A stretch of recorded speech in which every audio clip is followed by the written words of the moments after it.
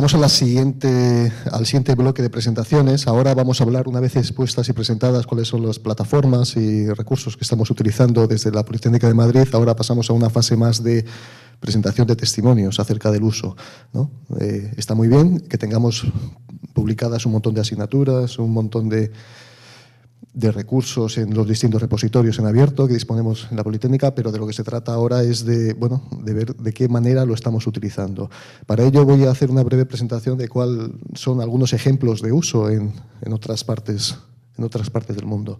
Bueno, pues para ver ejemplos, qué mejor que, ya que estamos en el contexto de la Semana de Educación en Abierto, que es mejor qué tipo de seminarios. Dentro de los 60 y tantos eventos que se han programado a lo largo de esta semana y que podemos acceder a través del portal de la Open Education Week, qué mejor que ver algunos ejemplos de cosas que se están haciendo ahí. Entonces, desde ese punto de vista, pues hay seminarios que se refieren pues, a recomendaciones, estrategias de cómo el uso de todos estos recursos se pueden introducir en las instituciones. Entonces, las hay desde instituciones privadas como Saylor, en la que se explica de qué manera se pueden utilizar estos cursos publicados por Saylor, o bien por otras instituciones como las Naciones Unidas, como la Universidad de las Naciones Unidas, en las que son políticas de estrategias de cómo se introducen y cómo se pueden utilizar todos estos recursos en abierto. Estos son seminarios que están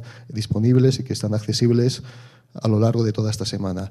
Otra situación, otros ejemplos dentro de esta semana pueden ser referidos a tratar la problemática de cómo certificar o de cómo valorar recursos educativos en abiertos. Ahí hay los de una organización americana.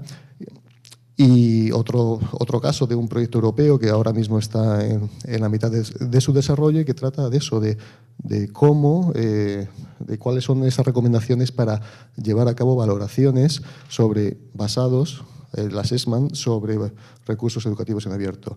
También nos podemos encontrar acerca de formatos, ¿no? Como un seminario que también se está promoviendo, es el de Video Lectures, en el que se habla o se especula un poco sobre las posibilidades de futuro que pueden tener la utilización de todos estos vídeos.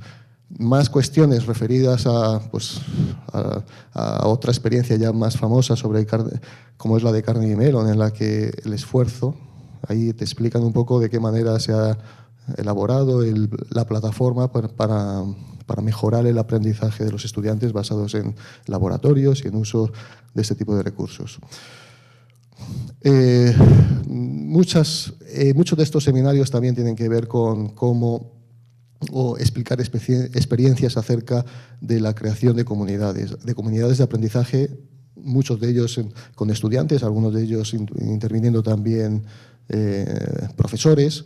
Veremos ahora algo de lo que estamos siguiendo en la Politécnica de Madrid, como es el Open Study, pero bueno, ahí tenéis también otros comunidades centradas o focalizadas, organizadas a través de áreas de disciplina, como puede ser el K12 americano, o puede ser creación de redes de comunidades de aprendizaje en matemáticas, o el P2P University, que es pues una comunidad de aprendizajes formada exclusivamente por estudiantes.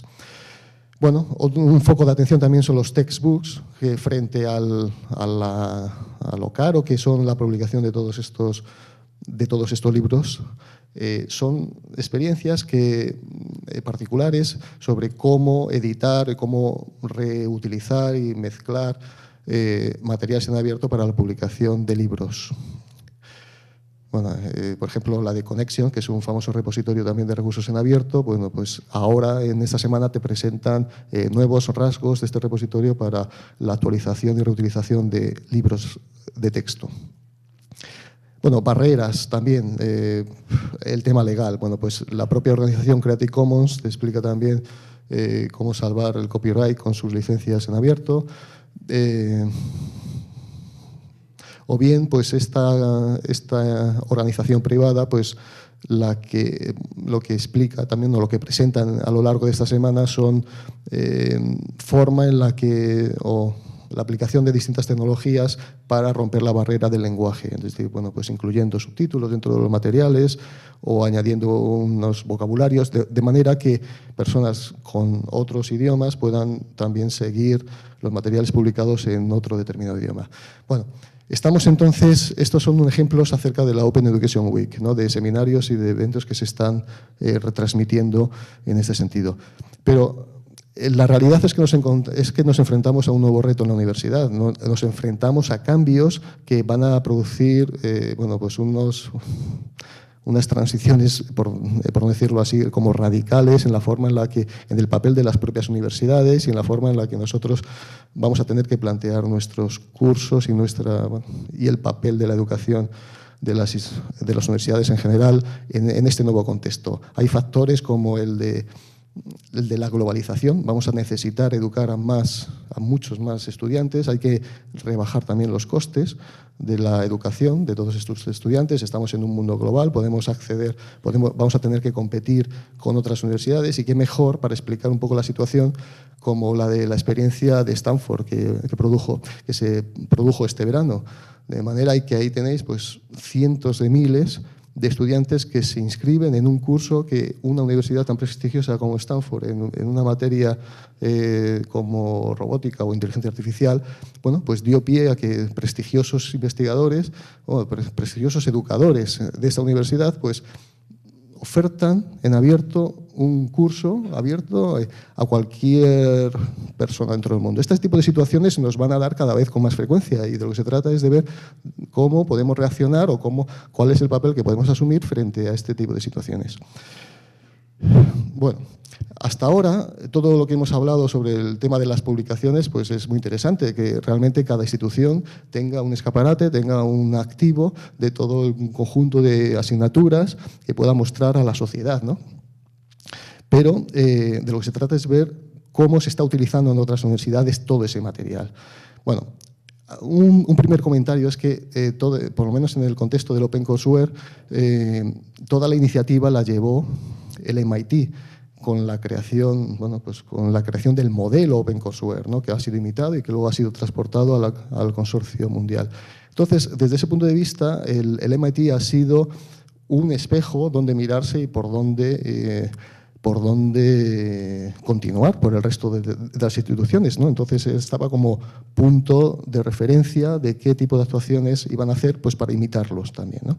Entonces, desde ese punto de vista, el MIT siempre ha mantenido que el OpenCourseware es un conjunto de materiales de autoenseñanza, no hay tutores, no hay intervención, no hay interacción con ningún profesor, etcétera. No se certifica, y entonces eso también quizás ha frenado en un momento dado cuál ha sido la actitud de muchas otras instituciones. Pero esto se va acabando y van proliferando muchísimas experiencias de negocio basadas en todos estos materiales.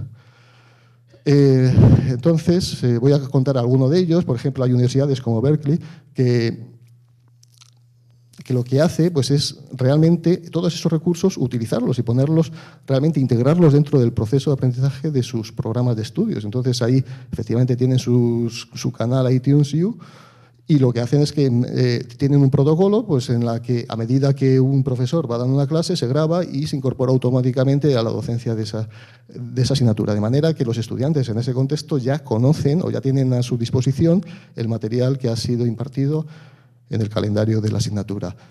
Otra posibilidad puede ser, desde luego, la de que se está utilizando, la de utilizarlo como medio de captación de alumnos. Esa es la de una experiencia de la Universidad de Irvine, de California, en la que bueno, pues los profesores de una asignatura organizan una serie de seminarios que lo ponen en abierto, y estos seminarios son utilizados